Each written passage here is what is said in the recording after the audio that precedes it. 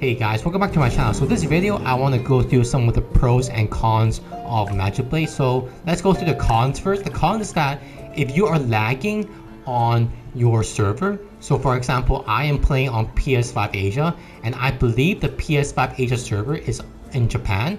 So I currently have like 100 something ping, and with 100 something ping, I cannot use Blinding Silhouette fast enough in order to dish out my full combo. So I'm currently missing many skills, and that is why I only do 285 million with my gear power at 54.5k gear power, and whereas this person at 55.5k gear power, which is 1k more than me, is doing 10 to 20% more damage than me.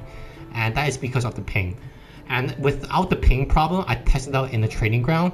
I am doing like 310 to 320 million damage. So I'm losing around like 35 million damage just from the fact that I have higher ping than this player.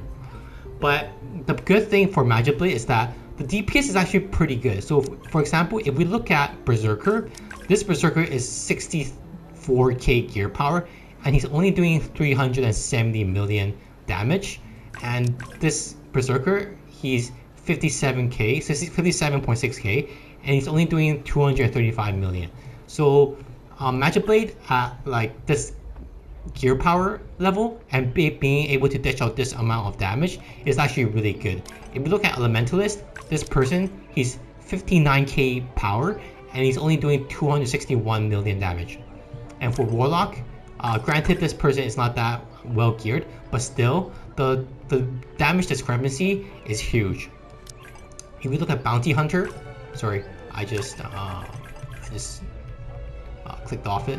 So if you look at Bounty Hunter, this Bounty Hunter is 58.7k gear power, and he's only doing 295 million damage.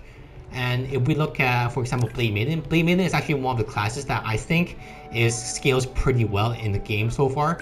And this person, he's 55.9k gear power, and which is around 1.4k more gear power than me, but he's doing 347 million damage. So he's up to that standard where it's appropriate damage and decent damage. So Blade Maiden is one of the classes that are really good. Cloud Strider is also really good. If we look beyond this outlier being 57k power, if we look at the top Cloud Strider, he's only 58k power, and he's doing 667 million damage, which is close to my main, but my main is at 62k power, and my main is only doing 60 million more damage than him. So Cloud Strider is definitely a class that scales well, and you can see it through the EU server and also any server where the top damage dealer is usually the Cloud Strider. For Starbreaker, I believe Starbreaker starts to fall off as we progress through the game, and we can also see it from my server. At 58.9k gear power, this person is only doing 493 million damage, and this person at 61k gear power, which is close to mine, he's doing less than around 200 mil less than my Blade Maiden.